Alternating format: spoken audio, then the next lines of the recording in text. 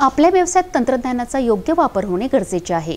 Cyber hacker आपला data चोरी करू शकतो, त्यामुळे सायबरपासून प्रत्येकाने सावध होणे गरजेचे आहे।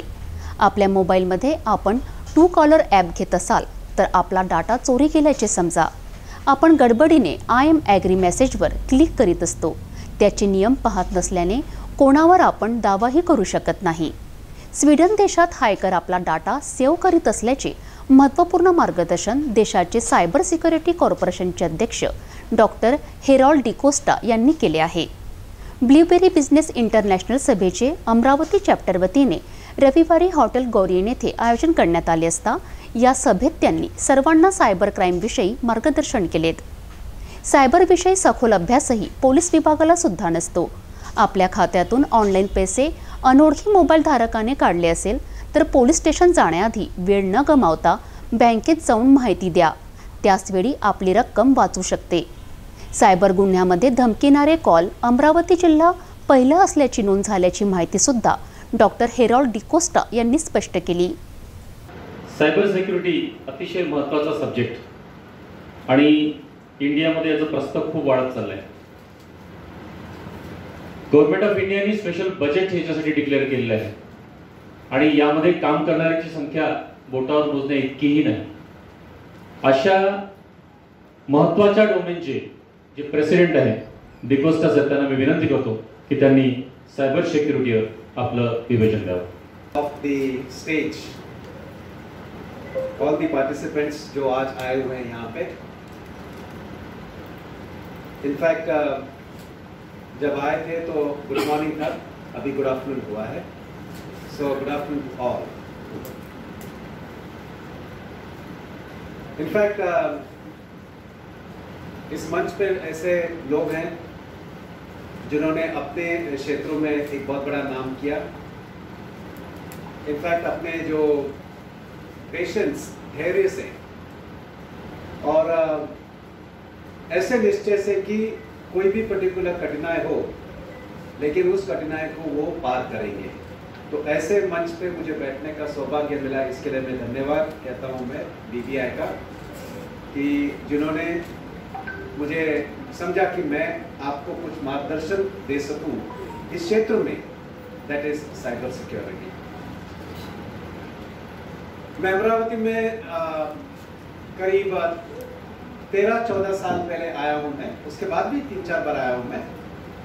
और अमरावती में सबसे पहले व्यक्ति को मैं जानता था जो आज इस पर्टिकुलर कॉन्फ्रेंस सेमिनार रूम में है, उनका नाम है बोंडे, वहाँ पे बैठे हुए हैं।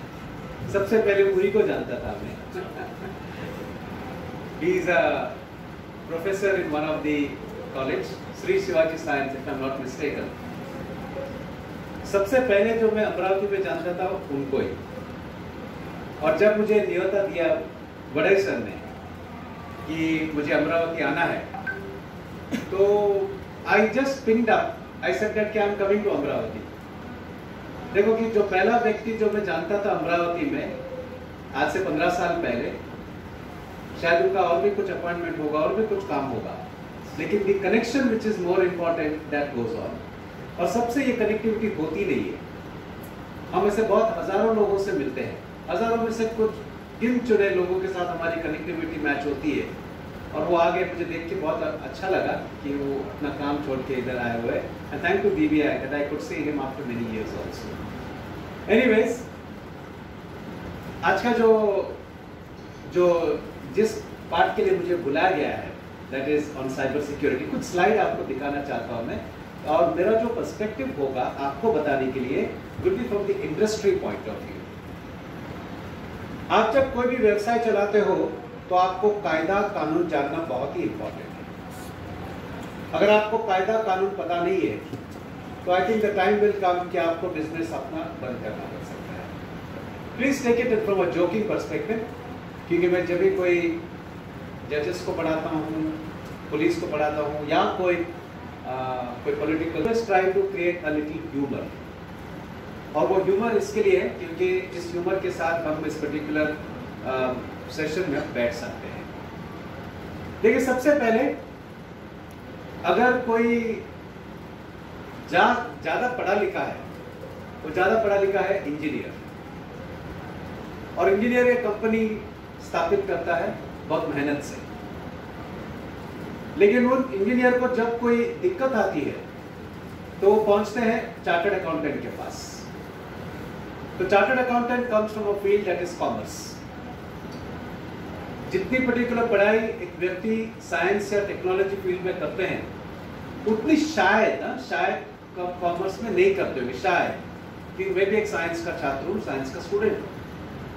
तो अगर उनको कोई दिक्कत आई तो he will call up the CA and say that कि मुझे कोई नोटिस आया हुआ है, ऐसा कुछ इशू है, तो सीए के पास हो जाते हैं।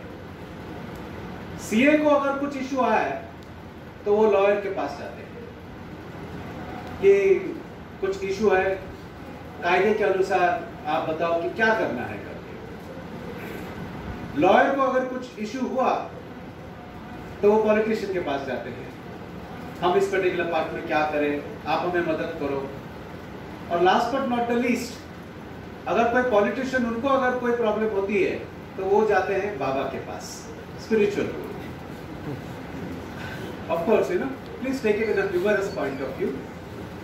इसमें स्पिरिचुअल बाबा को बनने के लिए कोई क्वालिफिकेशन लगता नहीं है, बट ही और she happens to be the most important person in the system.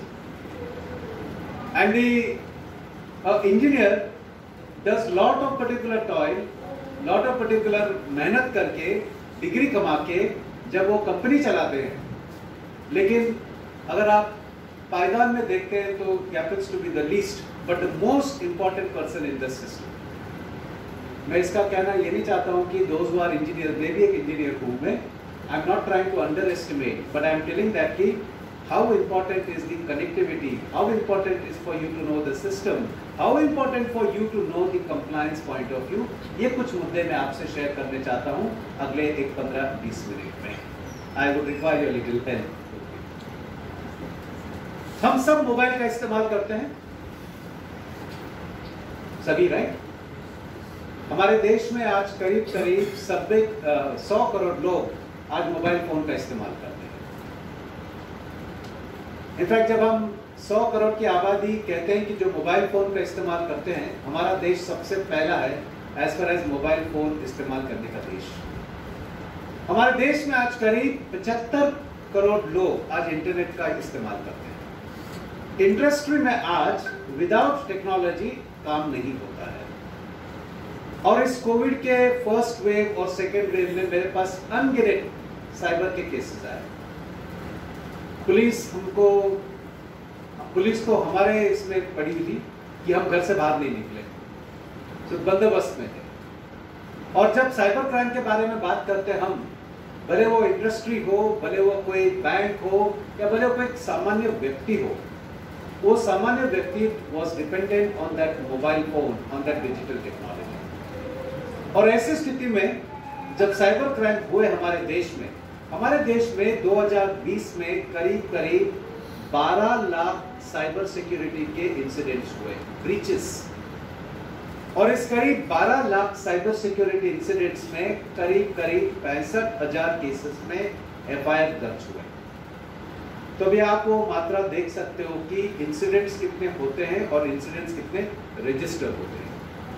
ये इंसिडेंट्स कितने हुए, ये भी कोई एक्चुअल फिगर नहीं है, ये कुछ 5% या 7% फिगर होगा। Actual situation was far more different. लेकिन 2017 से 2022 तक अगर मैं आपको कुछ राज्य का स्टैटिस्टिक्स बताऊंगा, मैं जो स्टैटिस्टिक्स मेरे स्टैटिस्टिक्स नहीं है, ये एनसीआरबी के स्टैटिस्टिक्स है। हमारे देश में गुजरात में 2017 से 2022 तक करीब 4,700 साइबर क्राइम केसेस रजिस्टर हुए।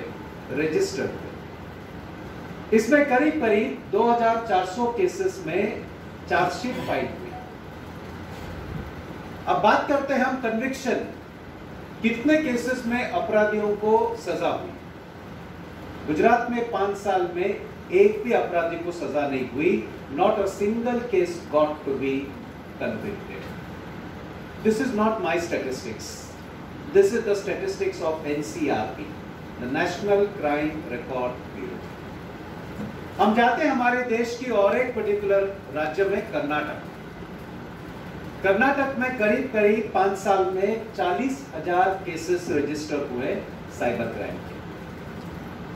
इसमें करीब करीब 17,500 केसेस में चार्जशीट फाइल हुई। अब आप जानते रहेंगे कि कितने केसेस में अपराधियों को कन्विक्ट हुए। सिर्फ 21 केसेस में। और लेट मी टेल यू, जब हम कोई भी टेक्नोलॉजी के बारे में बात करते हैं तो हमें बहुत सावधान रहना पड़ेगा। मेरा सौभाग्य था कि 2 दिन पहले कर्नाटक के जो चीफ जस्टिस थे वराले साहब के साथ में था मैं, और मैंने उनके साथ ये स्टैटिस्टिक्स शेयर की उनके साथ मैंने।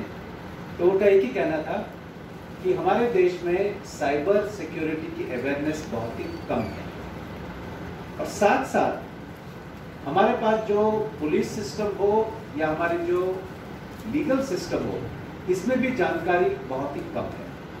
लेकिन इसका भुगतान हमें देना पड़ेगा, बिकॉज आप इंडस्ट्री चलाते हो।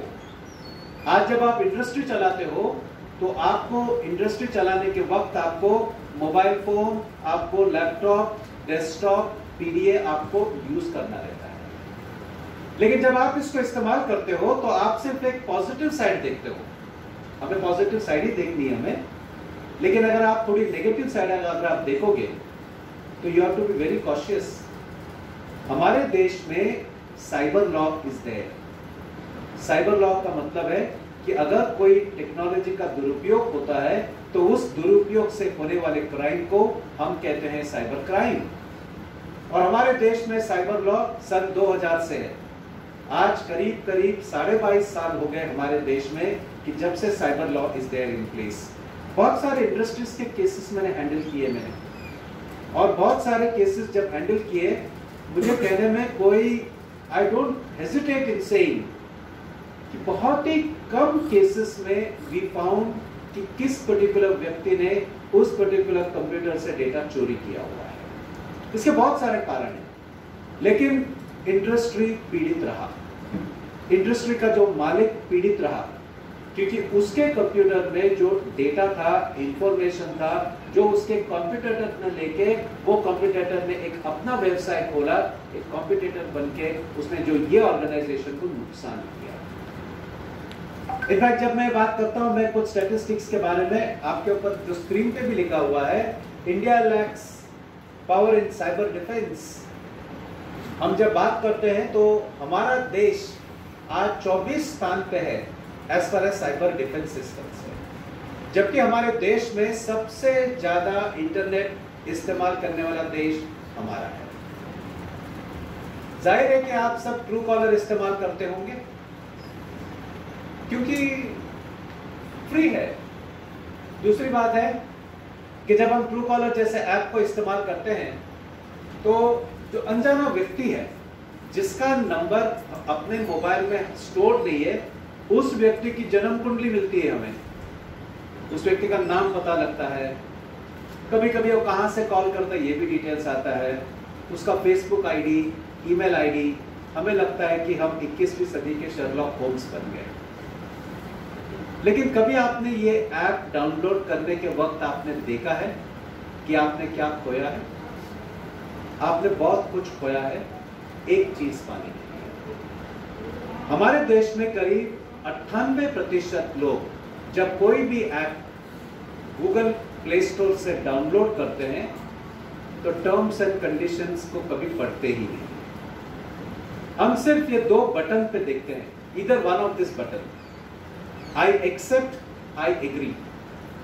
क्योंकि जब हम ऐप डाउनलोड करते हैं तो आई एक्सेप्ट या आई एग्री दोनों में से एक ऑप्शन आता है, और हमारी दौड़ रहती है जैसे कि ओलंपिक में कोई दौड़ चल रही है कि जितने जल्दी हम ऐप को डाउनलोड कर सकें। अगर आप कोई ऐप डाउनलोड करते हो, अगर आप कोई इंडस्ट्री चलाते हो या इंडस्ट्री में काम करते हो, तो you have to be very cautious. क्यों? क्योंकि ट्रू कॉलर जैसे ऐप जब आप डाउनलोड करते हो तो सबसे पहले वो आपके मोबाइल का एक्सेस लेता है। आपके मोबाइल में जितने सारे जो फाइल्स है, जितना सारा जो डेटा है, ये डेटा को निकाल के अपने सर्वर पे जाके स्टोर करता है। आपको पता है ट्रू कॉलर का सर्वर कहां पे है? आप मेरे पास ऐसा मत देखिए कि मैं कुछ सब्जेक्ट पे बात कर रहा हूं। मैं पता है आपको कि ट्रू कॉलर का सर्वर कहां पे है? कुछ ज्योग्राफी का सेशन करें हम लोग यहाँ पे, भूगोल की सेशन। कोई कहता है चाइना, नहीं। हाँ, no US, no China, no Korea, no Pakistan, no India, no Nigeria, no Ethiopia, no Germany. Truecaller का सर्वर स्वीडन में है। और देखिए, अब तक आपके मोबाइल में अगर ट्रू कॉलर जैसा ऐप इंस्टॉल्ड है तो आपके मोबाइल में जो भी कोई डेटा है आज सब ट्रू कॉलर के सर्वर में स्वीडन में आज बंद है। हमारे देश में अब तक GDPR नहीं है, the general data protection law is still not there. और इसका मतलब है कि आपका डेटा आज ट्रू कॉलर के सर्वर में जो गया हुआ है, आप वो डेटा को वापस मांग नहीं सकते हो।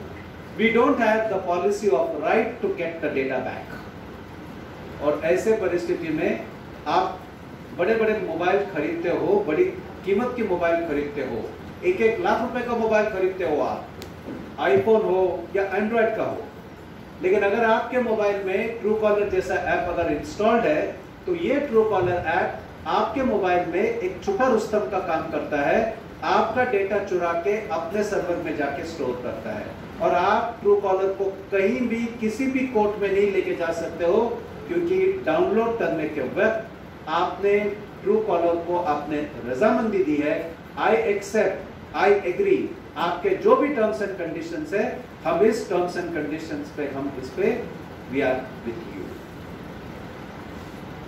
जब हम बात करते हैं डेटा के बारे में, हमारी देश की परिस्थिति बहुत ही खराब हो सकती है आने वाले 2 या 3 साल में। ऐसा हो भी सकता है कि आपका डेटा जो ट्रू कॉलर के सर्वर में आज बंद है, अगर कोई व्यक्ति अगर कोई पैसा देता है तो शायद वो डेटा उनको देगा। ऐसी स्थिति हो चुकी है ट्रू कॉलर के साथ, आप गूगल भी कर सकते हो, क्योंकि true caller sells the data.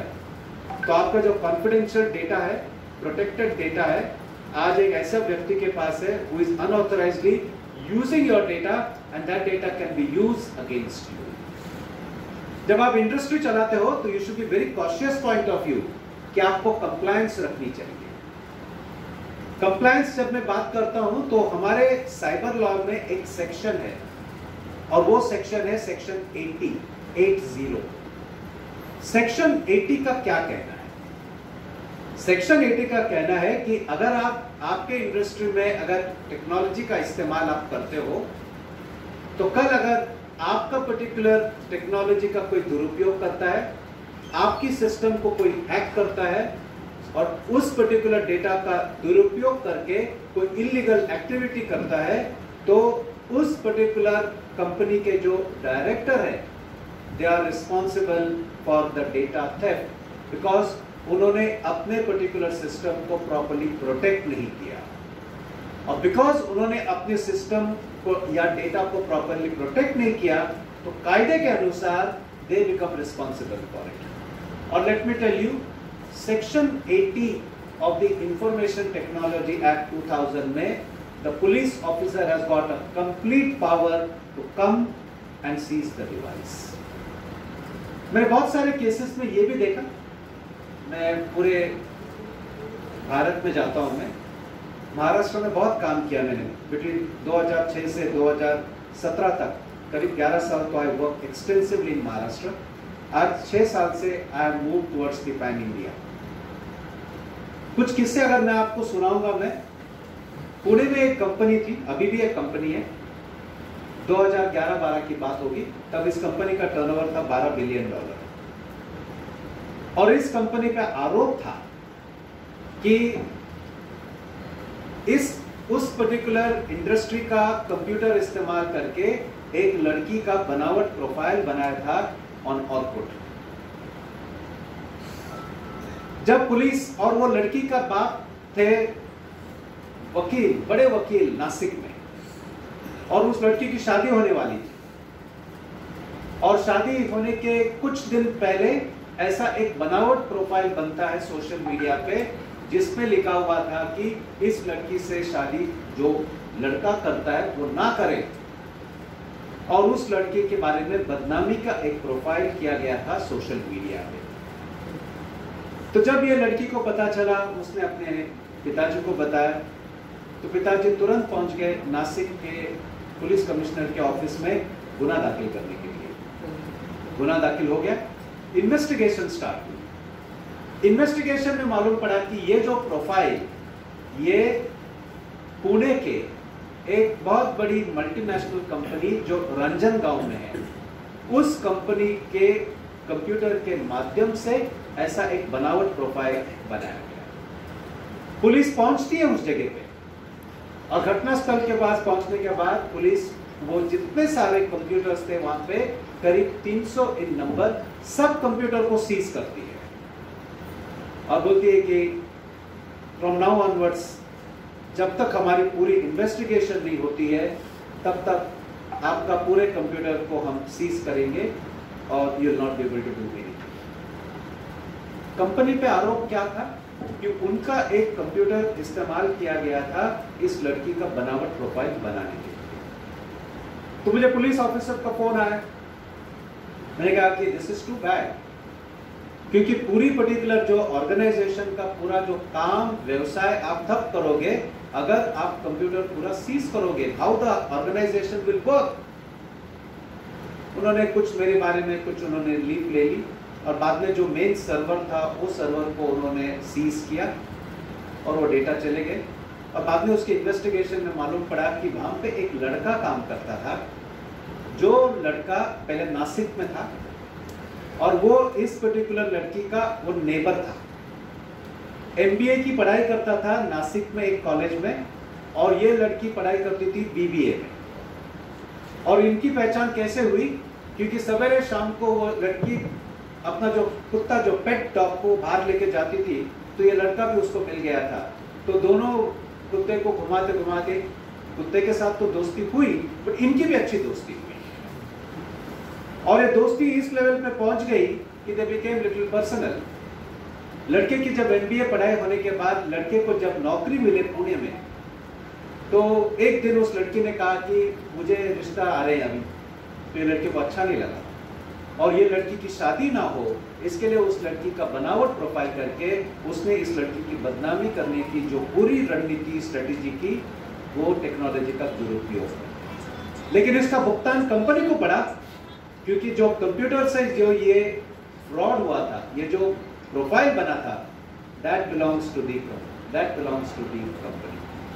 Let me tell you, अगर आपके पास एक कंप्यूटर हो या 2 कंप्यूटर हो या 500 कंप्यूटर अगर आपके पास हो, आपके पर्टिकुलर इंडस्ट्री या आपके व्यवसाय में, हमारे पर्टिकुलर साइबर लॉ के प्रावधान के अनुसार आपको उसको सुरक्षित करना ये आपकी जिम्मेदारी है। सेक्शन 43A, ये और एक पर्टिकुलर जो सेक्शन बहुत ही इंपॉर्टेंट, हर एक इंडस्ट्री को जानना इंपॉर्टेंट। और वो क्या सेक्शन है? अगर आपका कंप्यूटर जो आपके व्यवसाय में आप इस्तेमाल करते हो, अगर आपका कंप्यूटर का दुरुपयोग हुआ और वो कंप्यूटर अगर उस संस्था या ऑर्गेनाइजेशन को बिलोंग करता है, तो ऐसे परिस्थिति में जो व्यक्ति पीड़ित हुआ by the misuse of that computer, तो वो पर्टिकुलर व्यक्ति जो director of that particular organisation shall be directly held responsible and has to compensate up to 5 crore rupees to the victim so called affected। और यही हुआ उस रंजनगांव के जो कंपनी में। पुलिस ने उनको कायदा दिखाया, प्रोविजन दिखाया, बोला कि 5 करोड़ रुपए का अब तक कॉम्पेंसेशन है, ये सिविल लायबिलिटी है। और दूसरी लायबिलिटी है that is from the criminal perspective, 3 साल तक की जेल। तो व्हाट आई मीन टू से इज दैट कि जब आप साइबर क्राइम के बारे में बात करते हो तो थोड़ा सा होशियारी से आपको रहना पड़ेगा। आप जब टेक्नोलॉजी के इस्तेमाल करते हो आपको करना है, बिकॉज मैं ऑलवेज कहता हूं कि अगर आप टेक्नोलॉजी को यूज नहीं करोगे तो आपके व्यवसाय में आप बहुत पीछे रहोगे। अगर आप डर से बैठते हो तो काम नहीं चलेगा। एक टीवी पे एक ऐड आती है, डर के आगे जीत होती है। तो आपको जीत के लिए आपको डर का सामना करना पड़ेगा, लेकिन बहुत सारे व्यक्ति डर से हारते हैं।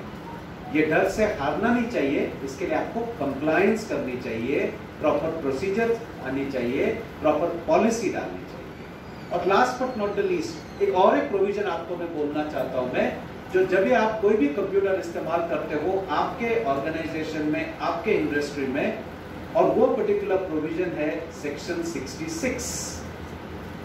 सेक्शन 66 का मतलब है हैकिंग,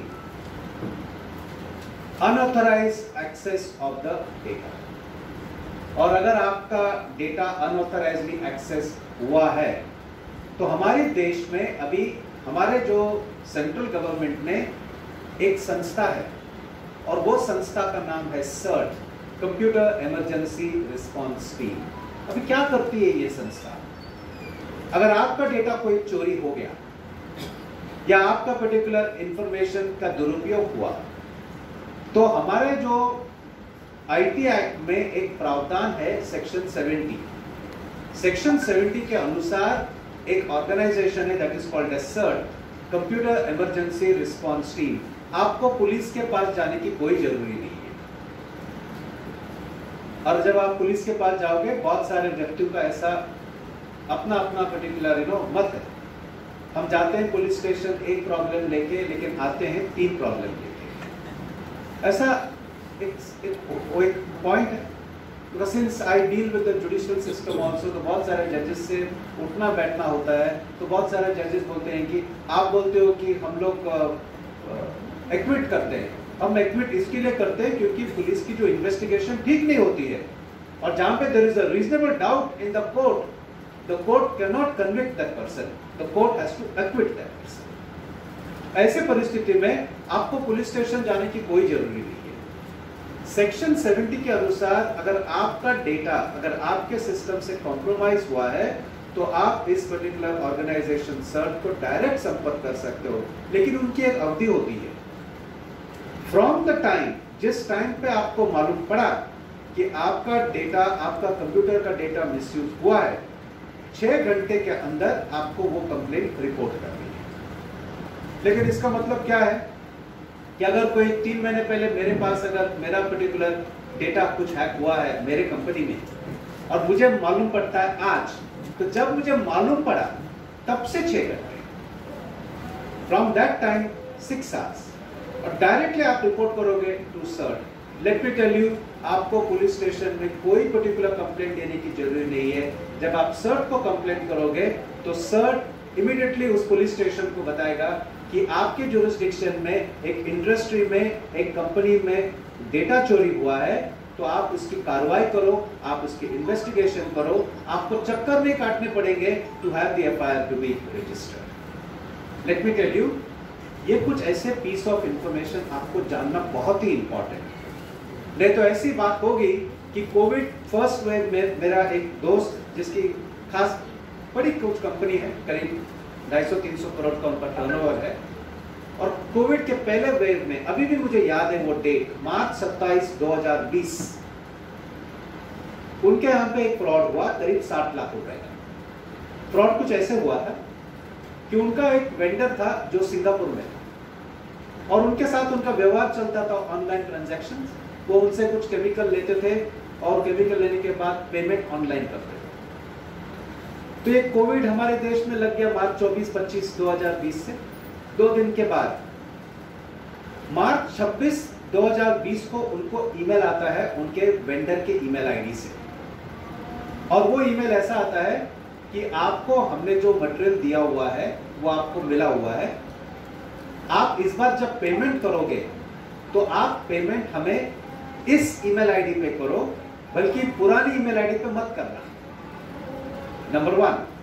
नंबर 2, जो आप पैसा पे करोगे तो हम पुराने अकाउंट में पे मत करना, क्योंकि हमारी कंपनी का कुछ ऑडिट चल रहा हुआ है, इसके लिए हमने एक नया बैंक अकाउंट ओपन किया हुआ है। तो इस बार का पेमेंट आप इस पर्टिकुलर अकाउंट में आप जमा करो। ईमेल आया था उसी वेंडर के ईमेल आईडी से, उसी सप्लायर के ईमेल आईडी से। जबकि इनको मालूम नहीं था कि वो ईमेल आईडी तो वही था, सप्लायर का ही था, लेकिन मेल उस सप्लायर ने नहीं भेजा था। और तुरंत मेरे जो मित्र, उस managing director of that company, जब वो मेल उनको आ गया तो उन्होंने तुरंत अपने जो अकाउंटेंट को बुला के बोल दिया कि पेमेंट करो, और उन्होंने पेमेंट कर दिया। इनकी खुशनसीबी थी कि 27 मार्च को जो सिंगापुर का सप्लायर था, उन्होंने इनको कुछ दूसरे मामले में फोन किया। तो फोन करते टाइम इन्होंने बोला उनसे कि आपको पेमेंट मिला क्या?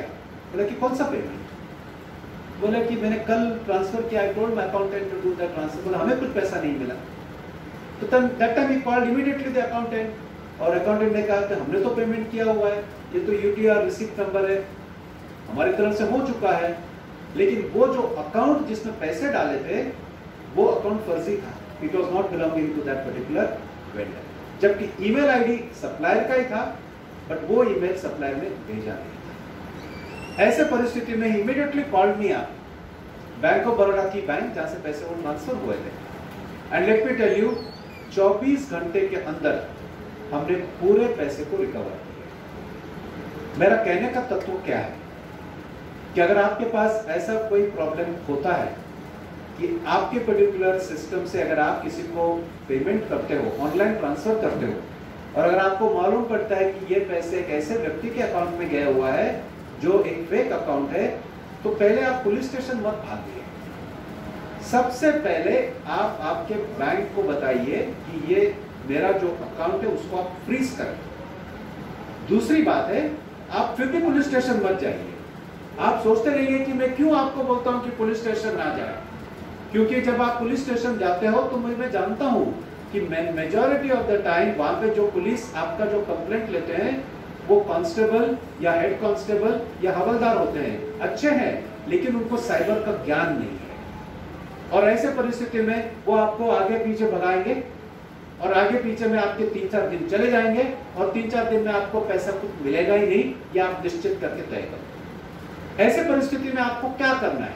पहले तो आपको बैंक को बोल के आपका अकाउंट फ्रीज करना है। दूसरी बात है, एक टोल फ्री नंबर है 1930, इस नंबर पे आपको फोन लगाना है।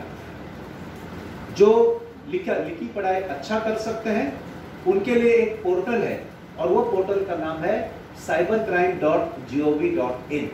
उस पोर्टल पे जाके लिखित कंप्लेंट कर सकते हैं। लेकिन जिनको लिखी पढ़ाई आती नहीं है ठीक से, लीगली कैसा ड्राफ्ट करना पता नहीं है, उनके लिए गवर्नमेंट ने एक टोल फ्री नंबर स्टार्ट किया है 1930। लेट मी टेल यू, कोई भी कंप्लेंट रिकॉर्ड करने के लिए लिखित कंप्लेंट की आवश्यकता नहीं है। Verbal complaint also can be taken.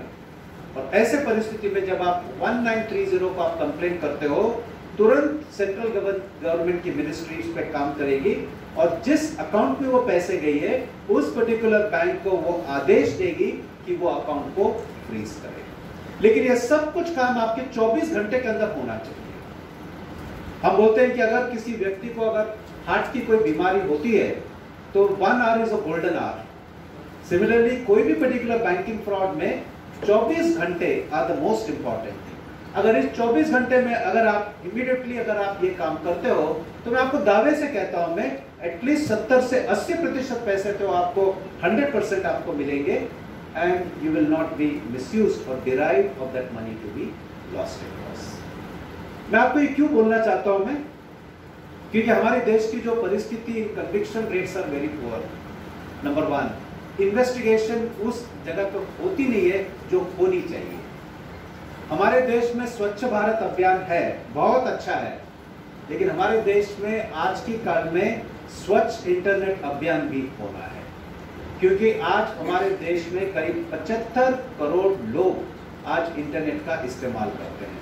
बहुत सारे लोग आज गूगल पे, फोन पे, पेटीएम इसका इस्तेमाल करते हैं।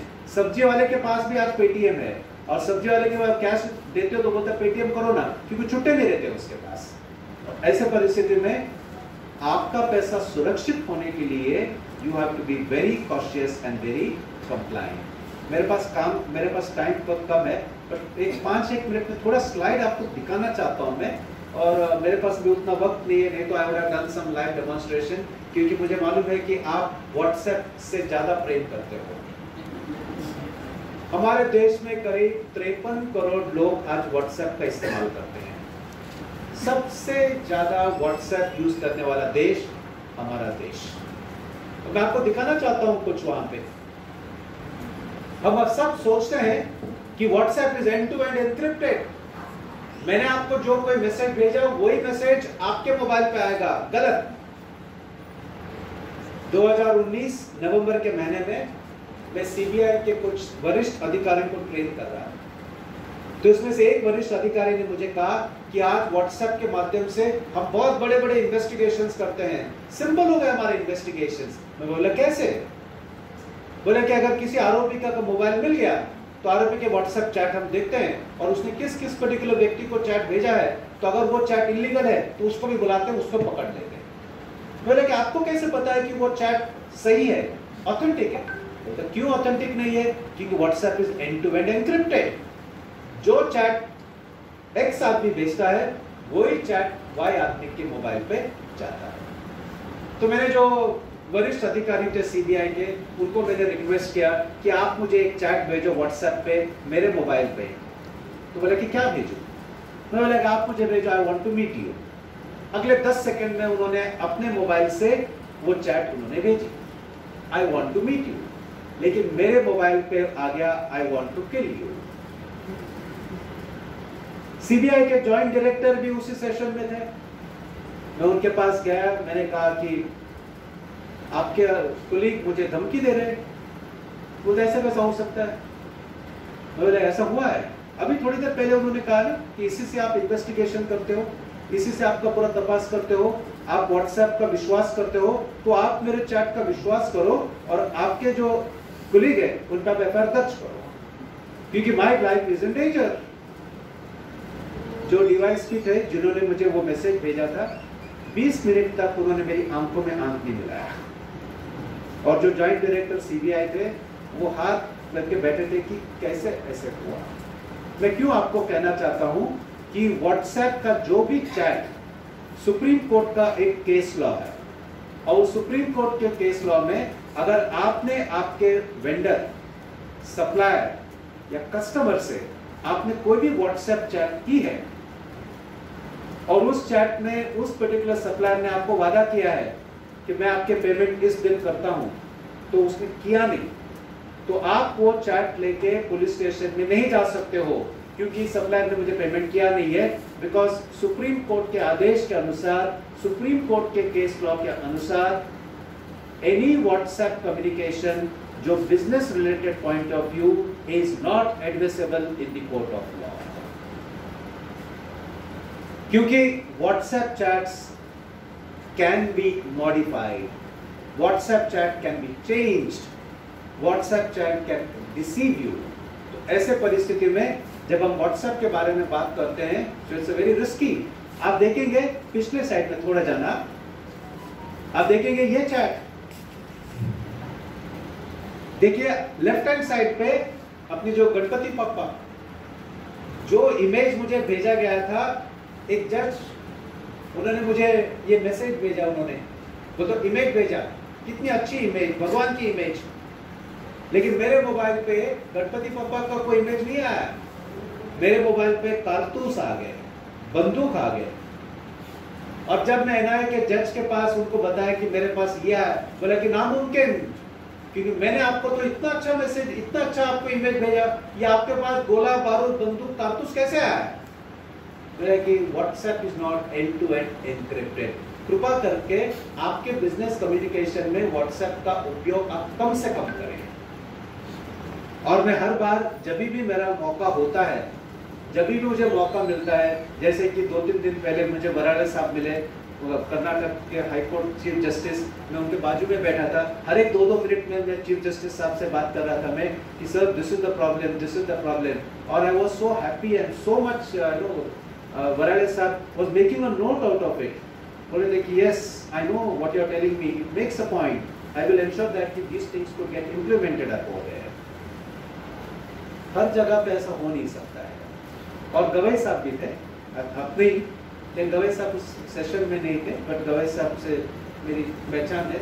5-6 साल पहले गवई साहब को भी कुछ ऐसे ही कुछ डेमोन्स्ट्रेशन दिखाया था, तो उनको 5 साल के बाद भी याद आया, स्टेज से उन्होंने कहा कि 5 साल पहले आप मुझे यूनिवर्सिटी में मिले थे, नागपुर यूनिवर्सिटी में। आई वॉज शॉक्ड कि 5 साल के बाद भी उनको ही was reminding in his mind कि such and such particular thing and you showed me such and such demonstration.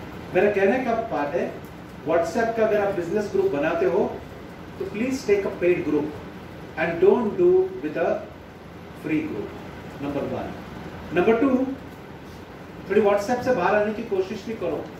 WhatsApp नहीं रहेगा तो जिंदगी पूरी हमारी बर्बाद नहीं होगी।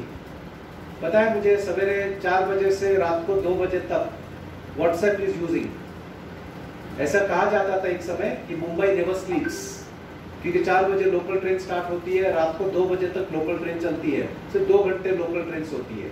मैं कहता हूँ कि हमारे देश में now that local train is replaced by this WhatsApp. शायद रात के 2 घंटे सोती है, शायद, वो भी सोच समझ के मैं बोल रहा हूँ मैं, क्योंकि बहुत सारे जो स्टूडेंट्स होते हैं उनका ज्यादा से ज्यादा काम रात को ही होता है, पता नहीं कि what they do on that particular device. लेकिन we have to be extremely cautious about it.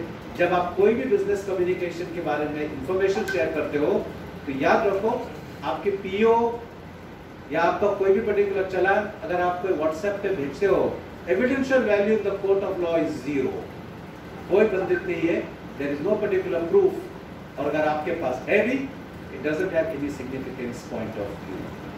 एक चीज आपको बताना चाहता हूं मैं, एक असली और एक नकली व्हाट्सएप मैसेज में फर्क कैसे, एक 5 कैन आई टेक सम हां, the reason is that because मैं इतने दूर से आया हूं मैं, so I think that I should tell you some particular tips, some tricks to you, so you yourself get to be empowered.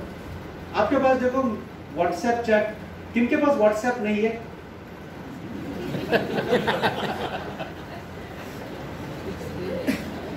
देखो मैं रॉन्ग क्वेश्चन, सही बात है, रॉन्ग क्वेश्चन।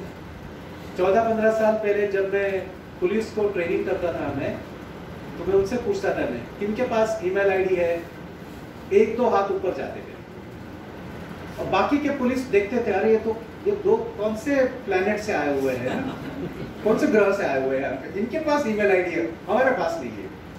अभी देखो मैंने आपको प्रश्न पूछा, मैंने I replace that police as you, और आपको पूछा कि किनके पास व्हाट्सएप नहीं है, एवरीबॉडी हैज अ व्हाट्सएप, और अगर नहीं है तो यू विल थिंक दैट कि ये आदमी अभी समाज में रहने के लायक नहीं है। कि हमारा जो सोशल स्टेटस आज व्हाट्सएप पे चलता है, पूरी सोशल स्टेटस, फेसबुक में अगर हमारे पास 2000 फ्रेंड्स है, हमारा सोशल स्टेटस इज अप, और अगर हमारे पास फेसबुक अकाउंट नहीं है, लिंक्डइन नहीं है, तो बोलते हैं कि ये तो कोई 19वीं सदी का कोई आदमी होगा, यू नो, इनसे क्या बिजनेस व्यवहार करेंगे हम लोग, क्योंकि डिजिटल गवर्नेंस तो पता ही नहीं इस व्यक्ति को, तो कैसे बिजनेस होगा। थोड़ी गलत सोच भी है हमारे पास। आप सोशल नेटवर्किंग यूज करो ना, but use it for the betterment. कल आप ही उस पर्टिकुलर टेक्नोलॉजी के शिकार हो सकते हो, और जब आप शिकार होंगे तो आपकी पर्टिकुलर स्थिति की इन्वेस्टिगेशन होनी 100%, कोई गारंटी नहीं है, होगी तो यू आर वेरी लकी, और होगी तो भी क्या होगा, आरोपी को पकड़ा जाएगा, बट वो आरोपी बोलेगा मेरे पास देने के लिए पैसे कुछ नहीं है, जेल में जाके बैठना है ना, बैठता हूं जाके जेल में। झारखंड में परिस्थिति इतनी हमारे देश की बहुत इतनी भयंकर है कि झारखंड के जो डिस्ट्रिक्ट कोर्ट जज को एक बार मैं सेशन ले रहा था at Bhopal National Judicial Academy, मुझे मालूम नहीं था कि जज साहब उस पर्टिकुलर जामतारा के ही है करके, और मैं बात करते करते बोल रहा था कि हमारे देश में जामतारा में इतने सारे साइबर क्राइम होते हैं, तो सुन रहे थे मुझे वो। सेशन के बाद it was a tea break, तो टी ब्रेक के बाद वो आया मेरे पास, मुझे लगा आप जामतारा का नाम निकाला आपने, बोला हाँ, मैं उधर के डिस्ट्रिक्ट कोर्ट जज हूँ। तो आप बोल रहे थे कि बहुत सारे केसेस हमारे पास जामताड़ा में होते होंगे, सही है आपका कहना, और आप ये भी कहते होंगे कि जब भी कोई मैटर होती है तो कुछ दिनों के अंदर रहता है, बाद में बाहर आता है, वो भी सही है। लेकिन उन्होंने बताया कि कभी आपने इस पर सोच किया है क्या आपने, कि जब भी कोई कैदी को पकड़ा जाता है तो वो जेल में आके बैठ जाता है, और फिर बेल के लिए अप्लाई भी नहीं करता है, क्योंकि रोटी kapda makaan free of cost, और जितना दिन वो ज्यादा बैठेगा वहां पे, वो और एक ग्रुप करेगा वहां पे। तो इसके लिए जब भी कोई मैटर मेरे पास आती है, कोई cyber crime related, I ensure that I give the bail, at least सरकारी पैसा will be save and not be given to this people as an expense of them roti kapda makaan free of cost. क्योंकि हमारे साइबर लॉ में बहुत सारे ऐसे प्रावधान है विच आर बेलेबल ऑफेंस, और अगर पकड़ भी लिया, अगर कोई 10 दिन या 3-4 दिन पुलिस कस्टडी हुई, 1 महीना जुडिशियल कस्टडी हुई, तो बेल के लिए भी अप्लाई नहीं करता, उसको बोलना पड़ता है बेल के लिए अप्लाई करो। अब बाद में किधर अप्लाई किया, ही कम्स आउट, और एक बार बाहर आ गया फिर मैटर 10 साल तक चलती रहती है and nothing comes out of it. तो इसके लिए आई ऑलवेज से कि somebody's foolishness should become our wisdom and our foolishness should not become somebody else's wisdom.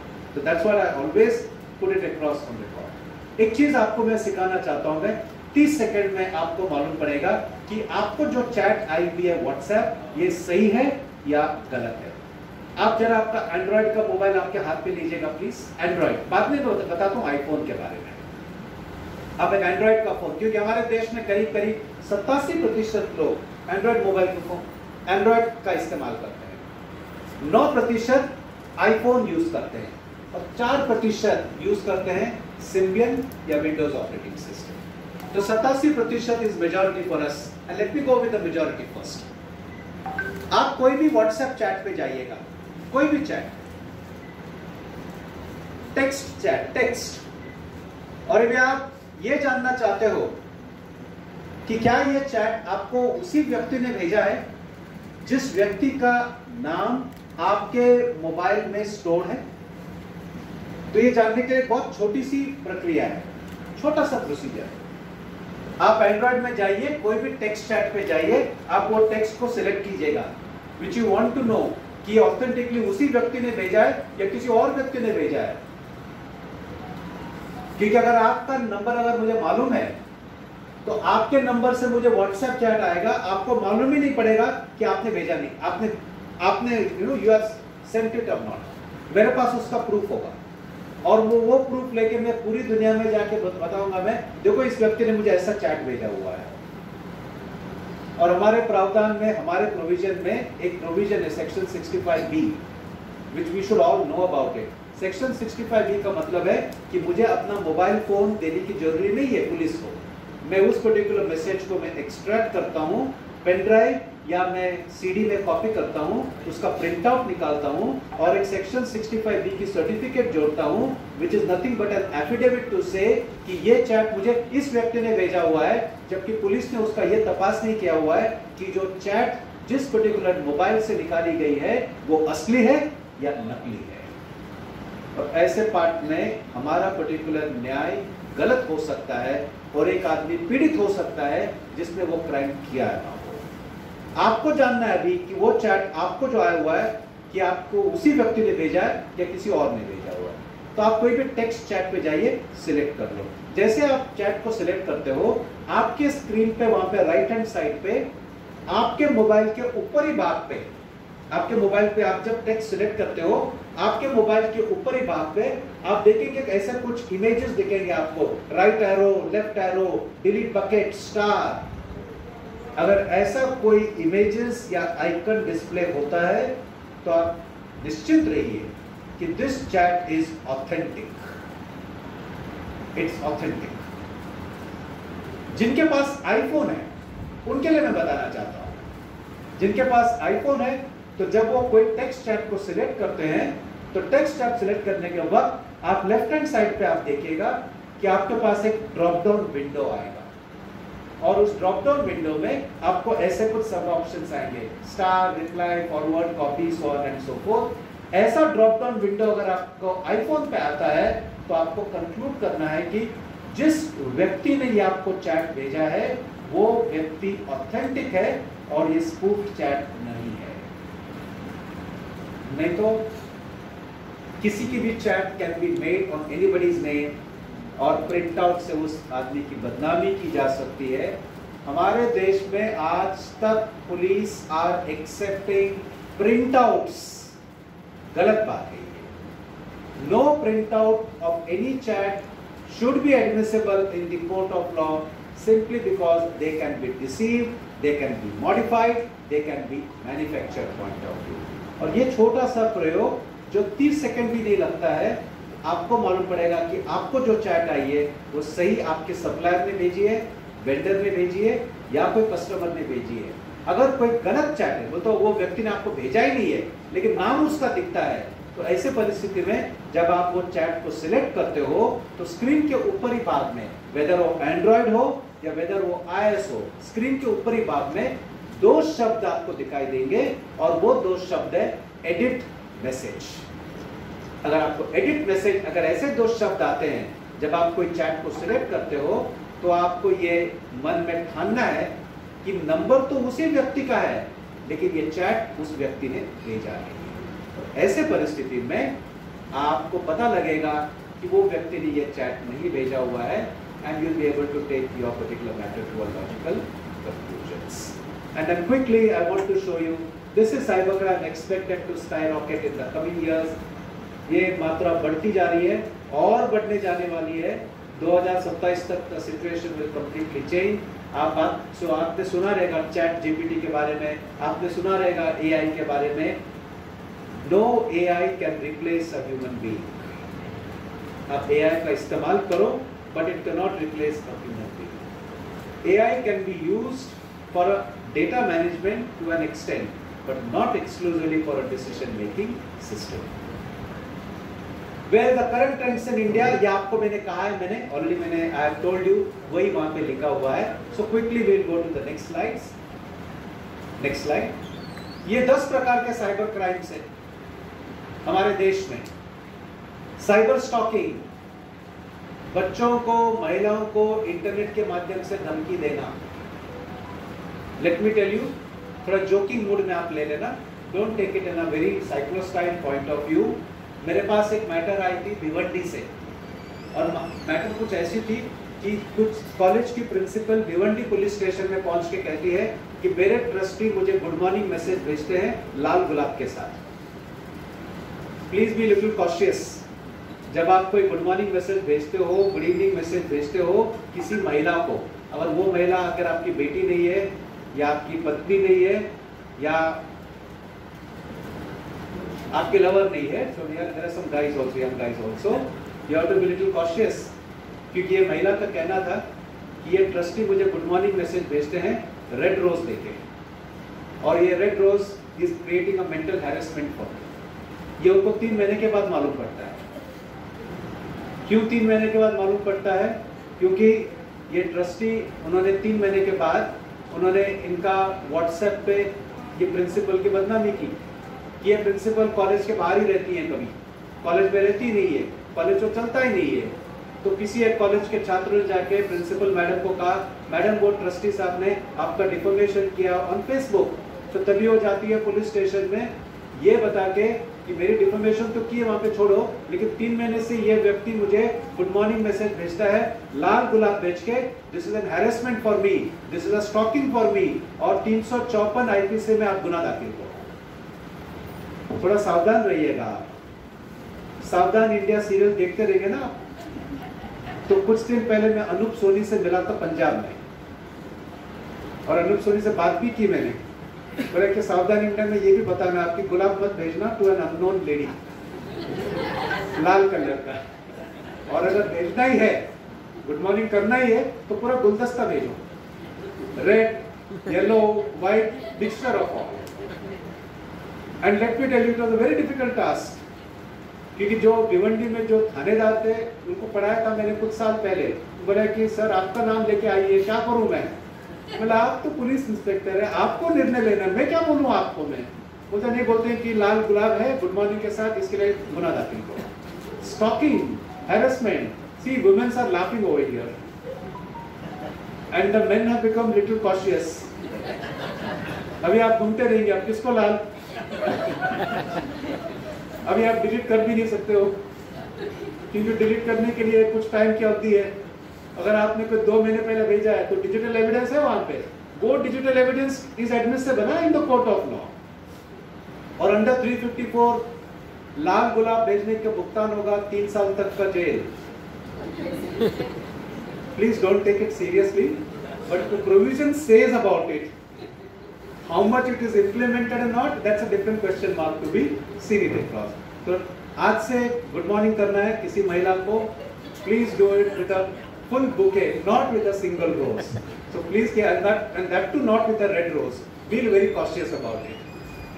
Cyber contraband, buying selling of illegal items, cyber trespassing, किसी को online ही track करना, mobile में एक स्पाईवेयर छुपाना और उस व्यक्ति का डिजिटल ट्रैक करना कि वो व्यक्ति कहाँ जा रहा है, किससे बात करता है.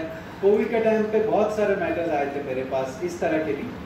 Husband having a doubt on wife, wife having a doubt on husband, boyfriend on girlfriend, girlfriend on boyfriend, कि मेरा हस्बैंड रात को 2 बजे अचानक उठते हैं, उठने के बाद मोबाइल देखते हैं, किससे चैट करते उन्हें मालूम पड़ेगा क्या. और बहुत सारे महिला ऐसे मेरे पास एविडेंस भी लेके आए, देखो my husband was chatting with this particular person. तो मैं बोला कि आपको कैसे मालूम पड़ा? बोला कि उस ऐप में हमने एक ऐप छुपा के रखा हुआ है. तो let me tell you to all the men, you have to be little cautious. And all to the women, please ऐसा don't do all such type of things, you know.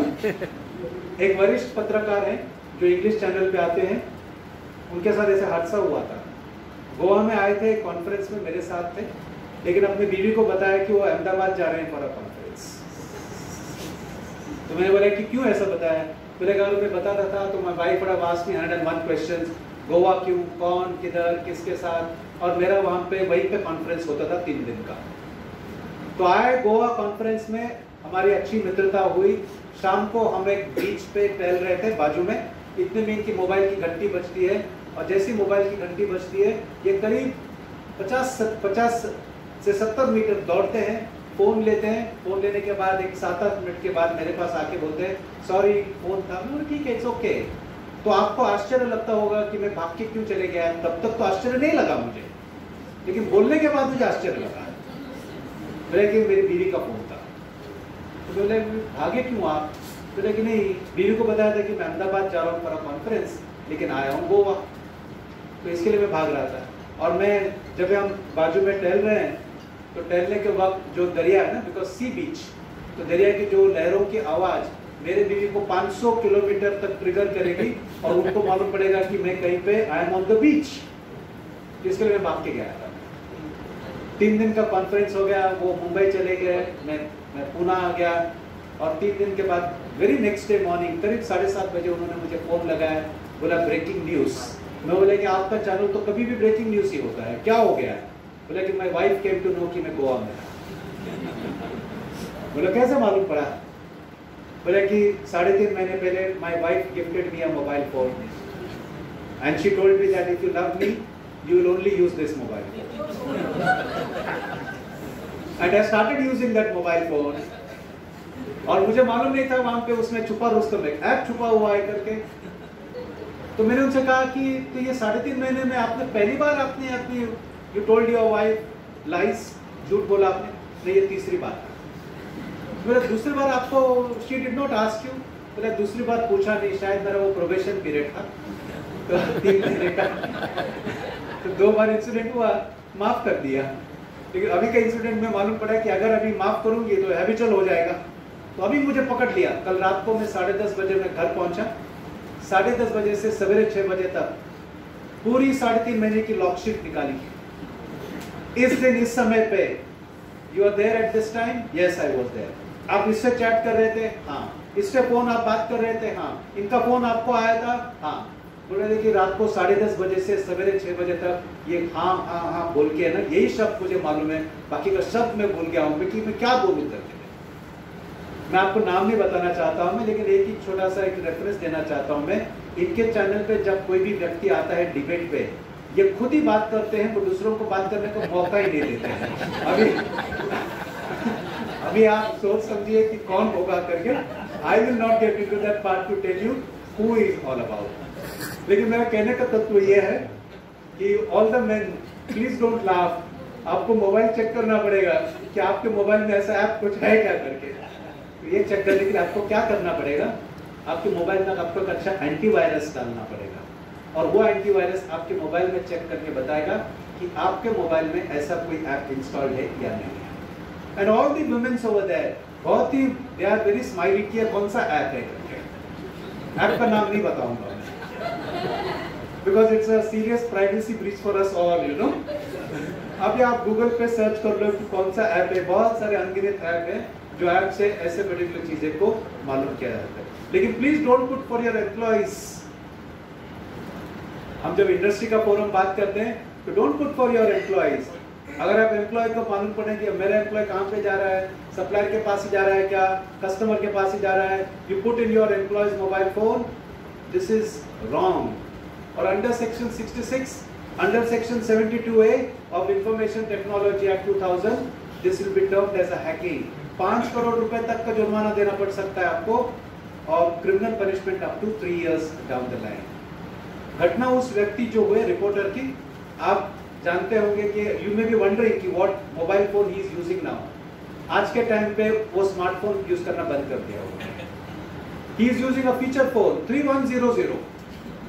और मैं आपको ये भी दावे से कहता हूं, अगले 3 साल में यहां से करीब 60% of us will start using feature phone. उसके 5 साल के बाद I am telling you almost all of us will be using feature phone and we won't be using smartphone. उसके 5 साल के बाद हम लोग फीचर फोन भी यूज नहीं करेंगे, we will use the landline. और उससे 5 साल के बाद, मे बी 18 साल के बाद, हम लैंडलाइन भी नहीं यूज करेंगे, एक दूसरों को कम्युनिकेशन करने के लिए हम कबूतर का इस्तेमाल करेंगे। The reverse trend has started and we have to be little cautious about it. बाकी के जो है cyber laundering and all the cyber vandalism so on and so forth, please जरा आप quickly, I want to sum it up now. These are the top cyber security threats जो कोई भी industry में हो सकता है।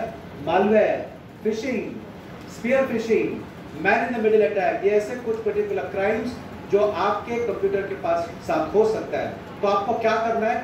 कंप्लायंस करना है, आपको एम्प्लॉयज को ट्रेन करना है। Next slide. आपको एम्प्लॉयज को ट्रेन करना है। देखिए ये कुछ है ना, नेक्स्ट स्लाइड, नेक्स्ट स्लाइड। ये आपको बताया सब कुछ मैंने। Next slide. हाँ yes, no, go to previous slide. ये आपको करना पड़ेगा। आपको सबसे पहले आपके जितने सारे जो एम्प्लॉयज है उनको आपको ट्रेन करना पड़ेगा। Very important. अगर आपके पास कोई इंडस्ट्री है, आप उसकी डायरेक्टर हो, तो सबसे पहले आपको एम्प्लॉयज को ट्रेन करना पड़ेगा। दूसरी बात है, आपको रिस्ट्रिक्ट करना पड़ेगा एक्सेस। क्या डेटा आपका एम्प्लॉय दे सकता है, क्या डेटा उसको देखना नहीं है, रिस्ट्रिक्ट करना पड़ेगा। नंबर 3, आपको use tools, use strong passwords. आपके पास, सबके पास ईमेल आईडी है? कोई मुझे ईमेल आईडी बताएगा? यस, दीपक कोहेकर। अच्छा दीपक जी, आप कितने साल से ईमेल आईडी इस्तेमाल कर रहे हो? जीमेल क्यों? अच्छा, लेकिन आपने जीमेल का कहा ना, you are using Gmail for official communication, official communication. अच्छा, पर जीमेल के टर्म्स एंड कंडीशंस पढ़ा आपने? नहीं पढ़ा आपने। अच्छा, तो आप भेजिए ना प्लीज। मुझे एक बात बताइए, आपने ये अकाउंट बिजनेस के व्यवहार के लिए किया आपने, जीमेल का अकाउंट? पर्सनल के लिए, बिजनेस अकाउंट बना देंगे। कंपनी के नाम पे? हाँ, कंपनी के नाम। क्या है वो? This is very good. This is what we should be doing. कोई भी आपका जो बिजनेस कम्युनिकेशन है वो पर्सनल ईमेल आईडी से मत करो। Gmail, Reddit mail, Yahoo, these are all free mail services. Always do from a paid email account. आप आपका पासवर्ड नहीं बताएंगे मुझे? नहीं बताएंगे आप? जाहिर आप बताने की बताएंगे नहीं। सुप्रीम कोर्ट का लॉ भी है, अगर किसी अपराधी को पकड़ा जाता है और अगर उस ईमेल आईडी का पासवर्ड अगर पुलिस उससे पूछता है तो there is no hard and fast rule कि वो अपना पासवर्ड बताए। There is a Supreme court का केस लॉ, उस केस लॉ में क्लियरली कहा हुआ है कि कोई अपराधी को आप फोर्स नहीं कर सकते हो कि वो अपना ईमेल आईडी का पासवर्ड बताए। अगर आपको उस पर्टिकुलर व्यक्ति का पासवर्ड चाहिए तो आप कोई टूल यूज करो, सॉफ्टवेयर यूज करो, और from there you come to know what is the password, but you can not pressurise the person to know or to tell the person to know the password, क्योंकि this is a privacy breach. Supreme court का ये law है। I am not saying it from my particular side. लेकिन एक छोटा सा अगर हम मॉक स्टडी भी करते हैं, आप जीमेल आपने 20 साल पहले आपने किया था। आपकी पढ़ाई कहाँ से हुई थी? अमरावती से। अमरावती से। अच्छा, ओके। आपको पेट का शौक है? अगर आपके पास कोई पेट होता, मान लीजिए कोई कुत्ता होता तो आप उसका नाम क्या रखते हैं?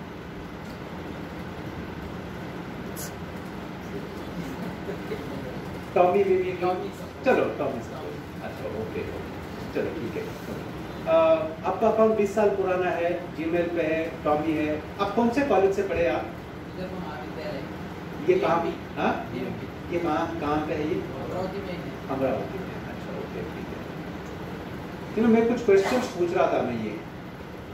दीज आर एक्चुअली, मुझे इन्होंने अपना ईमेल आईडी भी बता दिया, पासवर्ड नहीं बताया। मैं इनके ईमेल आईडी लूंगा मैं और फॉरगॉट पासवर्ड पे क्लिक करूंगा मैं, और फॉरगॉट पासवर्ड पे these are the security questions. अगर इन्होंने अपना ईमेल अकाउंट 2 फैक्टर ऑथेंटिकेशन नहीं किया है तो अब से थोड़े मिनटों के बाद इनका ईमेल विल बी माइन। तो आपको पासवर्ड बोलने की कोई आवश्यकता नहीं है। Without knowing the password email account can be hacked, and that's why 2 factor authentication is very important to be done it well. So use strong passwords, control computer usage, and last but not the least, improve the general security.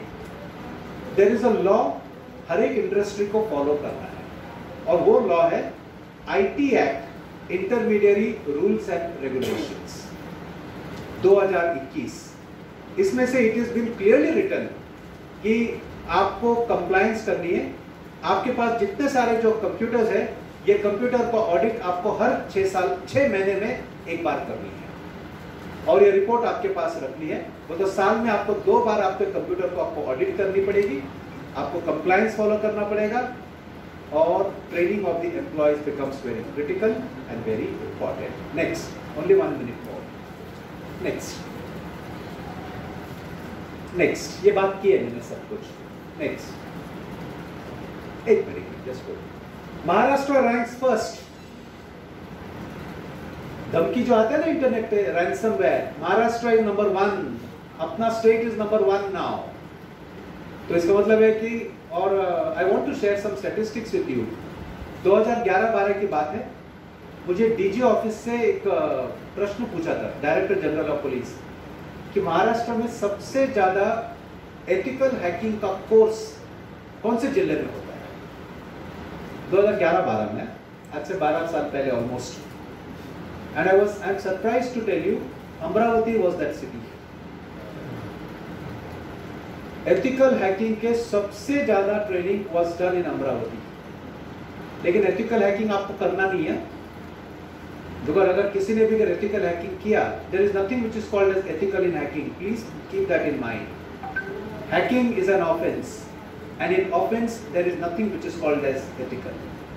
So अगर किसी को cyber security professional बनना है तो let him do a professionalism in cyber forensics, cyber security professional, cyber law, digital evidence specialist. These are some of those particular avenues where a person can go up in the career line. So Maharashtra ranks first. Next, this is something, ये आपको आपके company में करना पड़ेगा।